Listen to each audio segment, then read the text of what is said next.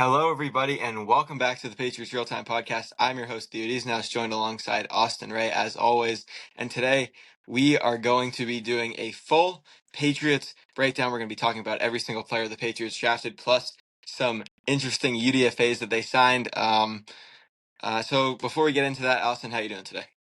Doing pretty good, Theo. I'm pretty busy. It's AP test season, prom season, baseball season. There's a lot going on. Yeah, and you just got back from Philadelphia. You were obviously trying out for the Eagles at Yep, minicamp. yep. How'd that go?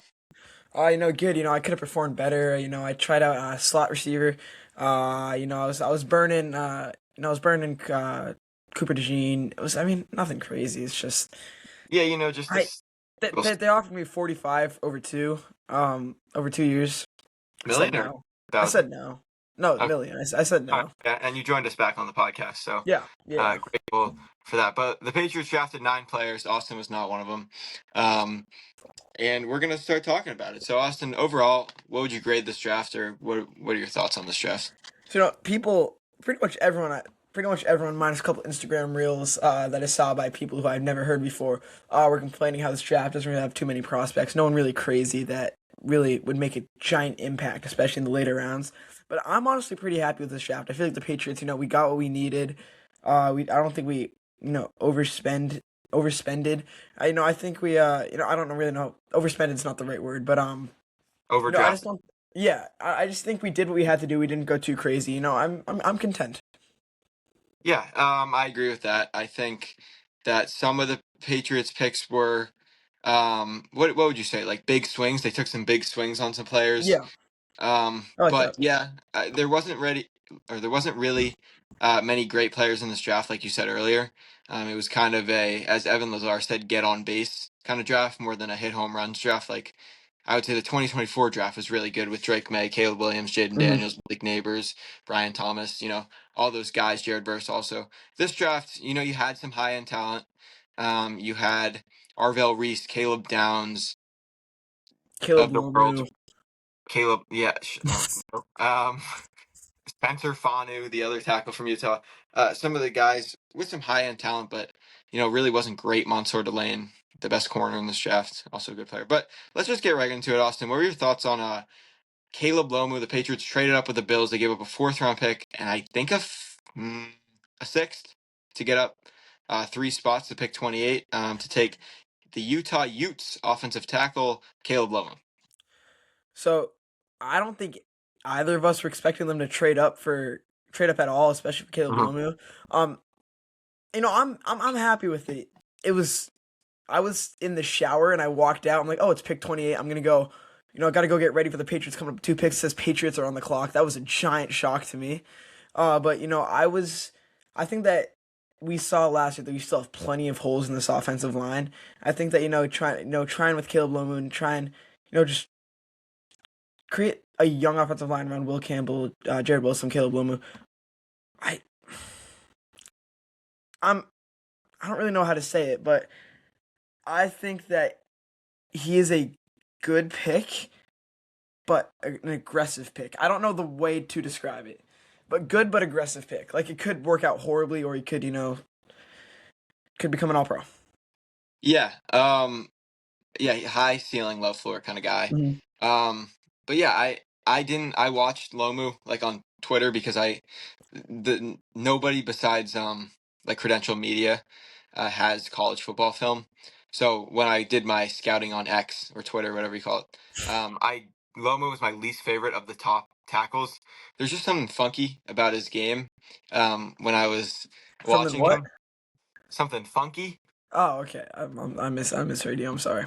Yeah, no, I just couldn't really see it. But then I saw a really good TikTok breakdown, and I know it's on TikTok, but it was a very educated guy who knows how to break down offensive line, and I was like, all right, I understand what he's doing a little bit more. But if we just want to roll through some of Lomu's measurables and just some things about him, he's 6'6", 313, which I think is about Will Campbell's size. The arm Yeah. length is a bit longer. It's 33 and 3/8. I think. Campbell's was like 32 and 5/8. So, but it's still a question. That's not very big arm or long arms. He's only 21 years old, like you said, young players. Will Campbell's 22, I think. Jared Wilson maybe like 23. So the Patriots went young with their first few picks. He didn't give up a single sack in 2025. However, there were some times where he got beat pretty badly, and their quarterback was like Lamar Jackson in escapability. But he's not going to get drafted because he can't do anything else. 3 holding penalties last year. That's kind of a lot, I think. Mhm. It is. It Three. is. Three's a lot, I think. You want to look for those 0, especially in college. He played left tackle. Spencer Fanu, I mentioned him earlier. He was the 9th pick of the 2025 NFL draft. No, 2026 NFL draft. And Lomu was playing left tackle instead of him. So always encouraging. That was similar to Marcus Bryant. You remember, what was the Jets draft pick's name last year? 7th overall. Played Last year. played at Mizzou. He was the right tackle for them. I'm Ooh, blanking on him. Armand Membu. He yes. played right tackle for Yeah. Mizzou instead of Marcus Bryant. So it's kind of that similar situation. All right, so here's the one kind of down thing, or there's a few downsides for Lomu and why he could be a low floor kind of guy. Number one, he's not strong enough yet. He's going to have time to develop. Hopefully, Morgan Moses stays healthy for the entire season, and or Will Campbell. And then the other thing is people question his. Oh, I don't know how to say it. Phil Perry. Okay, here we go. Phil Perry said if he's wired the right way. And there was a whole article on Nesson yesterday talking about how Lomu wasn't wired the right way, and they pointed out his dancing and how he's not, or he doesn't take football serious. I don't subscribe to that. I don't think that that's an issue. But Phil Perry did say it. He's heard some things about it, so that's where I subscribe. The dancing, whatever, it's fine. He was happy to be at the combine or whatever, wherever Yeah. they took that video. But I don't know. He also needs to get strong. Oh, I already said that. He needs to get stronger, right? Yep. Yep. But You so said yeah, it. very Yep. athletic though. So he's a little Will Campbell, which is not a bad thing. But except for the fact that he's a better pass blocker than run blocker. All right, let's move on to Gabe Akis. Thoughts? I just have a couple comments on Caleb Lomu still. Oh yeah, of course. So, in regards to him not being wired the right way, I think that him dancing at the combine, I don't think it's a big deal at all. I think it's just he's a kid. He's 21 years old. He's excited. Just let the guy do what he wants. We see a bunch of different NFL players, a bunch of different personalities, and there's no one personality that's like the right way. So I'm really fine with that. And in regards to him letting up, I think you said it was 3 pressures or got beat You're 3. holding penalties. What He was didn't you have said a he single got sack. beat. He got beat though a decent amount. You said, I wouldn't say a decent amount, but he but a definitely got couple beat. times. Yeah. Yeah, Um, bad. I think that Drake May has the ability to get out of the pocket. I think Yeah, unless the entire offensive line is playing like we did in the playoffs last year for the entirety of the season, I think that Caleb Lomu letting a couple guys through every once in a while is fine. Drake May has the ability to get the ball out quickly. So I think that it's okay overall. yeah. We'll see. Obviously, he has to make that switch Hmm. to right tackle. Um, who knows actually? Because you never know with Will Campbell if he's a guard long term. I hope not, but like he has no place to play right now. I This year he would have no place to play, but Onwenu could be out the door next year. Now let's move on. Patriots traded up again to pick 55 to get Gabe Akis, edge rusher out of Illinois. Austin, thoughts on Gabe Akis? So I was really excited about this pick. We've talked about a lot how the Patriots need more pressure. I think that Akis, sorry, is that guy. They're trading up again. I didn't expect it again, but I think that he's filling in a couple of the holes on the defensive line. Both the offensive and defensive lines are starting to become more complete. I think with between Gabe Akis and Caleb Lomu on their respective lines, I think that we're creating a sort of we already had an extremely young team, and I think just between these two, I think both these guys will get their chance to play pretty early, and I think I liked this more than Caleb Lomu personally. Yep, and Akis will be 22 Hmm. 6 days after you turn 17. So there you go. Um, no, he's a very good bull rusher. He's very physical. A lot of comps to Keon White, which they don't play very similar because Keon White was better on the interior and this is not like a slight at Akis, but he would get killed playing in the interior because he's not big enough. But so would TJ Watt. Like, it's just not where he plays. He had 11 sacks last season. Guess the next highest Illinois edge rusher. Guess his 4. sack. 2. So Wow. he had no help last season on the defensive line. He had 27 career sacks, which is second in the history of Illinois. But in terms of the NFL, probably not going to be a high sack guy. If he develops, he'll be able to play the run pretty well. Because he doesn't have great instincts, but he does have the body to play the run. And then when I was watching, once again, the Twitter film, I thought that he was very subtle with his hand placement, and I was like, all right, I'm going to write this down. And then all of a sudden, he came with his chop, and it was like, wow, that was fast. So he's very subtle, except for the chop. So yeah, also a former wrestler, so he's very violent. And there was a quote yesterday by his coach that was like, we sometimes in practice we have to take him out if we're just going half speed because he only knows one speed and that's full speed. So I like you that. love to hear it. But yeah, so that was Gabe Akis, 55th pick of the draft. Let's move on to my favorite pick, Eli Raritan. I'll Me start too. off by talking about him. He's a very good receiver. He's huge. I think he's 6'6". Never got the. I said I had to get the measurables before the podcast, and I looked him up. But 6'6" and 1/8. 245 or 250 pounds. It says it differs between pro day and combine. He's very athletic, but he's not fast. If that makes sense. Mhm. Watching just the highlights on YouTube, it's like he'll catch a ball wide open, and a cornerback and a safety will run him down pretty easily. Um, he has upside as a blocker. He's one of the best blocking tight ends in this class, but he's not a true blocker, like I said. So I'd say outside of Kenyon Sadiq, he's probably the most versatile tight end in this class. What was the guy from Vanderbilt? Eli Stowers Mhm. um, Mhm. Yes. from Vanderbilt. He is a very good receiver, but he can't block. And then you have the tight end from Ohio State, Max Clare, who's I think similar. But the one knock on him and the reason why he fell was because he tore one ACL, but twice. He tore it Retort. from Yeah. in a basketball game in December of 2021, and then rehabbing it or practicing his freshman year of college in 2022. I think it was in May he tore it, so the same one. But since then, he's played in every single game the last 2 seasons. So yeah, he also didn't have a touchdown last year, which is another reason why he fell. He only had 3 career college touchdowns. But tight ends do not produce in college nowadays. Yeah. Um, Minus Eli Stowers, I feel like he produces a lot. He cooked me a lot in NCAA 25, 26. I don't know if he did. He didn't have great production, I don't think either. But not a lot of. I think. Don't quote. I'm gonna find the stats now. If I had to guess, I think he had 200 receiving yards last year. 482. So very Who? wrong. Uh, Stowers or no, Raritan. yeah. Which is at 90 as a full-time start. No, he only started 3 games. Okay, 90 as the backup tight end in 2024, which is not great. Only 11 catches, but he had 32 catches last year. But it increases once you get to the NFL, so don't look too much into production. But you For are sure. projecting with a guy like Raritan. Any thoughts on Raritan? Like you said, he's my favorite pick of the draft too. I feel like he has the most possible upside because we just haven't been able to see as much, like as much as you're able to see with the Caleb Lomu or a Gabe Akis. Like you said, he only has what was it? He's 32 catches, and that's last year only 32 catches. And I mean, in the NFL, he's gonna with his frame and his build, he's gonna get a lot of targets. He's gonna be not burned, but he's gonna be able to get through the defense.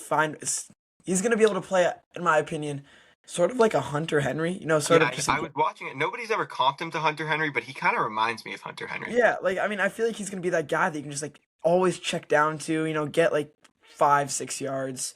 I just think he's gonna be Drake May's safety blanket. I love calling the tight ends Drake May's safety blanket, but I think he's gonna be that again this year.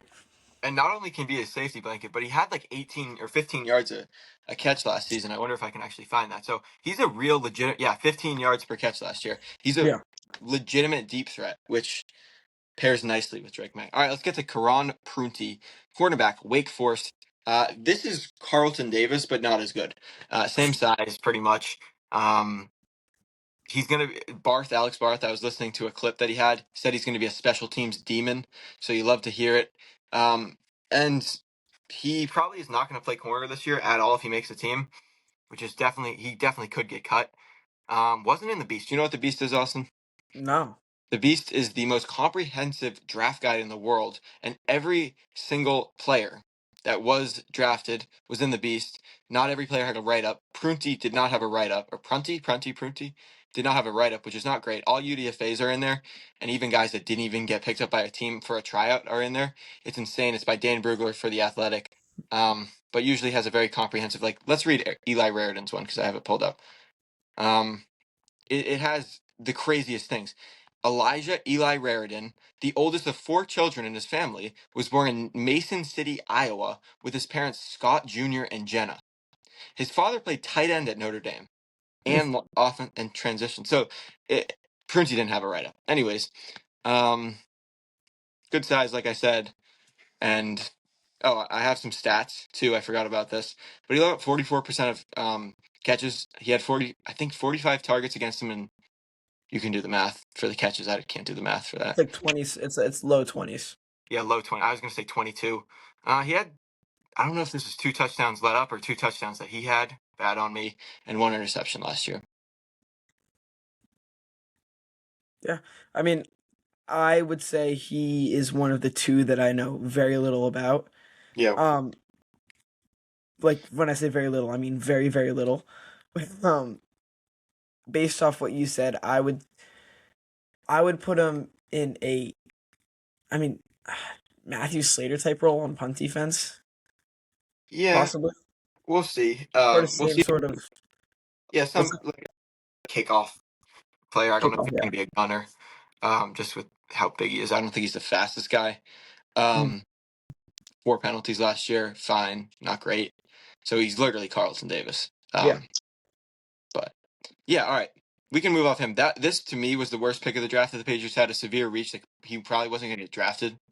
Or if he was going to be a late 7th round pick. So not really a fan of that pick, but we'll see. You never know. Craig Woodson should have been a 6th, 7th round pick last year, and you see how he turned out. All right, let's get to Austin's favorite pick of the draft, Demetrius Brownover, round 6, pick 196. This guy is huge. Austin, why don't you talk about him? So yeah, my favorite pick of the draft. Like I said, with Caleb Loma, they're really creating a young offensive line. They're just trying to bring in as many young people as they can. Hopefully, one of them will work out. It feels like. Yeah. Demetrius Crownover, like you said, he's a giant. He's a beast, and I don't know if he's not gonna start. I don't think, right? Oh, absolutely not. Neither is Loma. Yeah, yeah. I don't think we're gonna see him much, if at all, this Yeah. season, especially if the offensive line stays healthy. But Mm-hmm. he could become something with. He could definitely become something with between his size and you know, he's a he's a good player. Yeah. I'm gonna say, Oh, I like him. I like him. yeah. He was the steal. He was the steal of the draft for the Patriots. He is 6'7", 336 pounds. You mentioned him being young. He's not that young. He's 24. Well, it's still But like young in terms of yeah. He's not 35 like Morgan Moses. yeah. But he projects as a swing tackle. 2 sacks allowed last season. Pretty good. He's very athletic. He was a tight end when he entered college, and he moved to. I've seen clips of him. Have Just you? I haven't run. seen anything. I've seen a couple clips of him just running through people. It's amazing. You should Oh, look it right. up. Yeah. He, As no, as the tight end. Oh, really? I haven't seen Yeah, that. you should look that up. He could have been the next Darnell, right? Is that his name? I- The guy from the Steelers. oh yes. Yeah. No, wait. I don't know. Yes. Yeah. Long arms. You don't have to worry about that. 11 penalties last season, which is one of the reasons why he fell. And then you want to talk about position versatility. I said he projects as a swing tackle. He's never played a snap at left tackle. I'm assuming in his life because this could have been just from last year, but last season he didn't. 782 snaps at right tackle and 2 at left guard. So, raw prospect. We'll see how he develops, but excited about that pick. He has a lot of upside. Like, Yep. honestly, I said Eli Raridan has the most upside. It could be Demetrius Crownover. Imagine if he's like a Trent Brown. I would love that. Next up, we got Nnamdi Obi Azer, The linebacker out of TCU, an athletic linebacker, a guy that can, well, he's another teamer, another special teamer. Not great against the run or the pass, but he's not a traditional like huge Patriot linebacker that's going to stop the run. He hits extremely hard. I think he had 2 interceptions last year. But yeah, very athletic. We'll see how this coaching staff can mold him into maybe a very good, not very good, but an above average pass defender. Because I think he can do it. He's Mhm. just average. He's not bad at either, but he's just average. PFF had a slightly higher run grade for him, but linebackers are always going to have higher run grades than pass grades, Yeah. for trades. Yeah, no, I mean, I feel like this draft was picked on sort of upside, and well, the Patriots worked this draft sort of upside and trying to project the outcomes of pretty much the entire class. But I think that Namdi Obiazor, Obiazor, I Yep. said that right. Yep. All right. Yep. I think that's how I say it. All right. Yeah. No, we'll take that. Uh, I think that we can. He's going to be, like you said, he's not going to be anything near he's nothing near the tradition. Wow, I can't speak. Near the traditional Patriots linebackers. But with 2 interceptions last season, he has hands. It's just you have to unlock positioning, Yeah. instincts, reading. I think between not reading like books, but like you know what I mean. No, you mean. Um, and I think with that coming with with all that he can. I don't. I He could be a solid yes. special teamer next year and project into maybe a third linebacker. Yes. Six three two. I don't think he's gonna get much play time if on the defense at all Yeah, this year. he might though, just because he might be the third linebacker by the season start because they have nobody. They should have invested more there. He's 24 years old, another old guy, but they should have invested more. All right, let's talk about the 3 round 7 picks. Baron Morton, the quarterback, Texas Tech. Good size. He'll bring a coffee to Drake May. He He'll will go to bring Starbucks. Starbucks to Drake May. Um, let's just go through here. I had him as accurate. I've seen differing reports on if he's accurate or not. Not the greatest arm talent. Watched a little bit of him. Fell away from a throw. Got deja vu from Mac Jones, and then he stepped into the next one in pressure. So you never know. A 3.5 year starter at Texas Tech. So he was there for a while. He's older than Drake May, which is kind of crazy because Drake May was drafted 2 years ago. Did I say not the best arm strength? I think I said that. But yeah, he's a tough player. He played through a sprained right shoulder. I think last year, 2 years, 2024. And he had a bunch of small injuries in college. But yeah, we'll see. He's not the greatest athlete, not the worst athlete, right? He's not a He's Mac a backup Jones. quarter. I mean, he's a backup quarterback. Yeah, he projects as a backup quarterback. Dane Brugler said he's a developmental backup quarterback. So maybe in next season he'll be the backup, and you can cut to Tommy DeVito. And we'll see. So I like the pick. Fine. Yeah, it's not bad. Mm-hmm. All right, let's get to Jam Miller. This one I have a lot of opinion on. Jam Miller has terrible vision. Um, but he can run the ball when he gets out into space. He can, how do you say it? He can shed tackles. He can avoid tackles. He runs Mhm. people over. That's about it. He doesn't do much else. He projects as an okay special teamer. Can't catch the ball. Can't pass block. And can't return kicks. Is he going to make this team? I don't think so. Could he? Definitely. If he learns how to catch the football, and be a guy that can play on third down, I think he could make the team. But right now, I just love Land Larson. I think he can return kicks. He has better vision, and he can catch the football, and he's a good runner. That's why I think I take Land Larson. But this is the guy I was clamoring for it last year. This is a guy that at the goal line, when he needs to get 2 yards, he can get 2 yards. He can run people over. He's big, or he's not big, but he's 5'10", 221. He's physical. He's not very fast, not explosive, but whatever. Played at Alabama. We'll see. SEC. If you play at Alabama, you got to be somewhat good. Right, exactly. But 7th round pick, 3 touchdowns last season, 504 yards. Not great. Started for 2 years, I think. But any thoughts on him? Like you said, I feel that we need that physical, a physical runner because I can't even count how many times I got stuffed at the goal line last season. It's 11 like, game, I what's think. that? I think it was 11 against the Bengals in one game. Yeah, yeah, no, and the Titans as well. I believe. I want to say there was a Maybe. couple there, but Maybe. it or no, that was I Maybe. don't know, but You could. it what's that? I said you could be right. Yeah, but we need the guy that, like you said, can get 2 yards. And even if Jam Miller's not that guy, I like the idea of trying to find someone that can do that. Yep. And let's get to the last pick in the draft. Quintavious Hutchins, the edge rusher, uh, out of Out Austin, of Boston College. out of Austin's alma mater, Boston College. Um, 6'2", 233, 32 and 5/8 inch arms, so not very long. I watched his highlights. Plays the run. Doesn't he only had 5.5 career college sacks? Um, Fine, just a fine player. He's more of an outside linebacker than edge rusher. He had an interception like 20 yards down the field last year. Don't think he makes the team, but you never know. They could use some depth. Um, I don't know. Fine. He's very quick. He's kind of the opposite of Gabe Akis.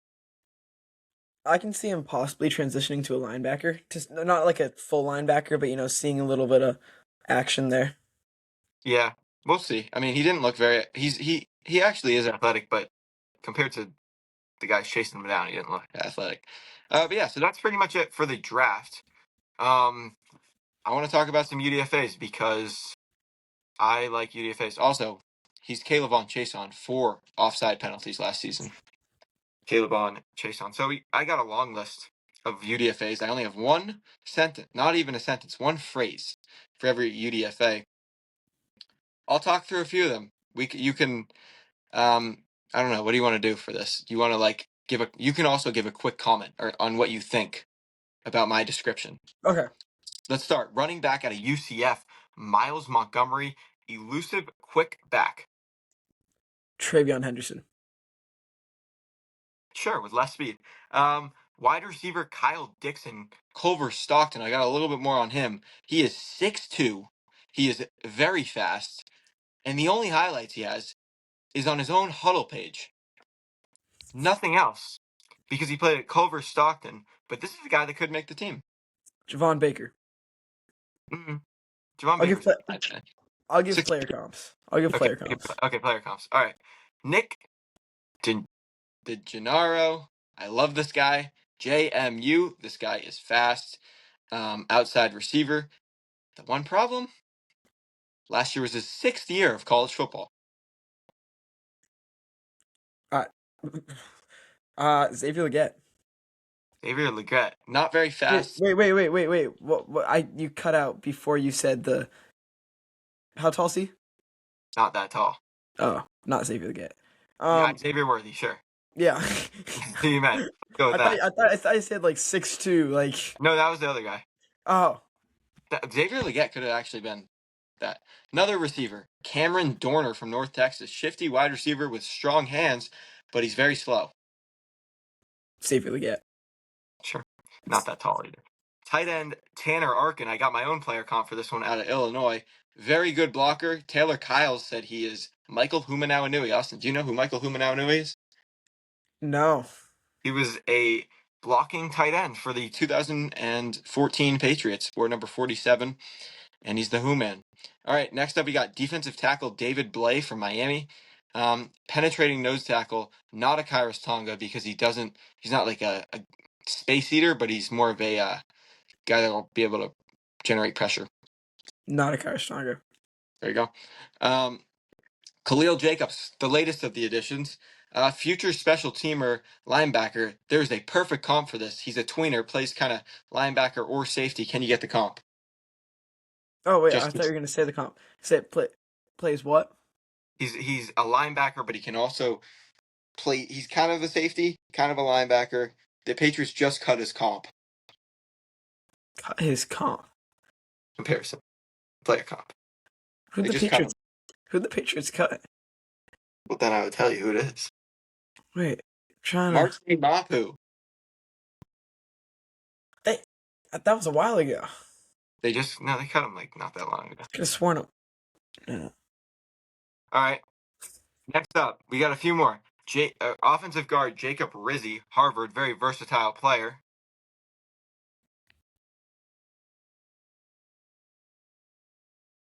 You're frozen, Theo. You're frozen. No, I'm not frozen. That I was all there. no, you're frozen. No, you can hear me. No, I can't see you moving though. I thought you were. I thought you kept talking. Oh no. Okay. All right. Sorry. Say that again. Versatile player, can play all over the offensive line.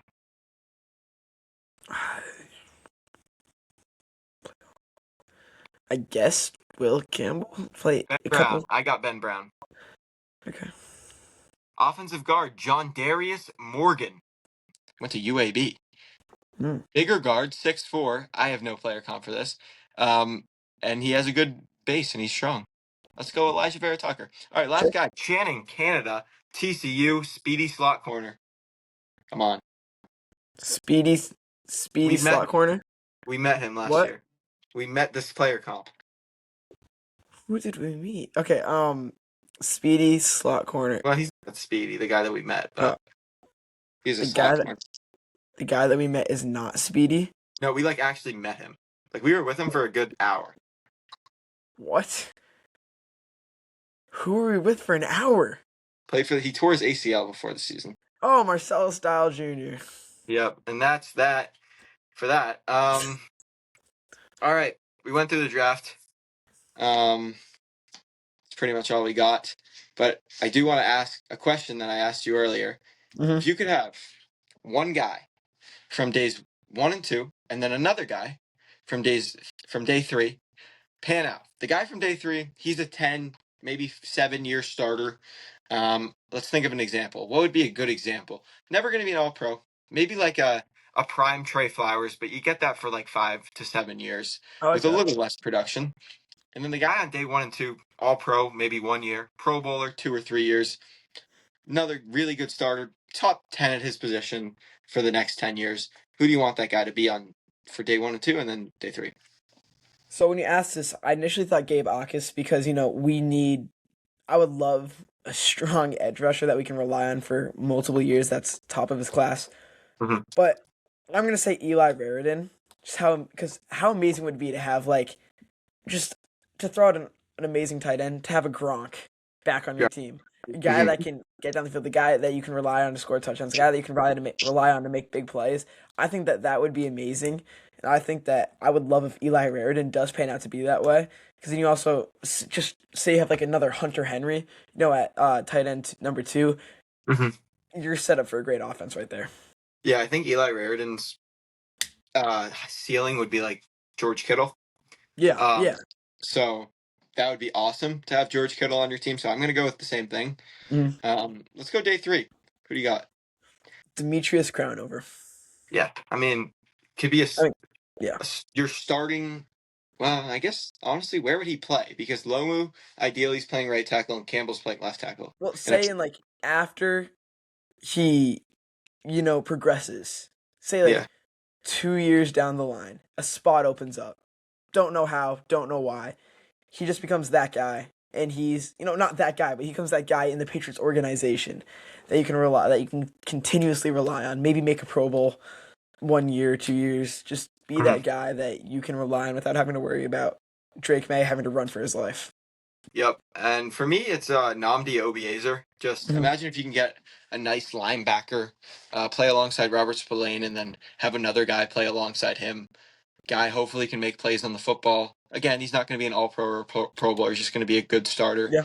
The Patriots need some stability at linebacker. They had it with Jawan Bentley for a few years. Imagine a Jawan Bentley. Imagine if Obiezer turns into Jawan Bentley. Nice. That's nice. That would be nice. Just a nice player here for 5 or 6 years. You want that. So, yeah. So I think that's pretty much it for the Patriots Real-Time Podcast Draft Edition.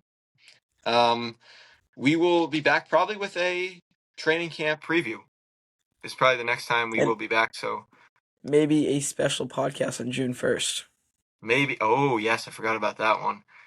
Maybe a special podcast a few days before that. I'll tell you after the show, Austin, if you don't know. I might be back on.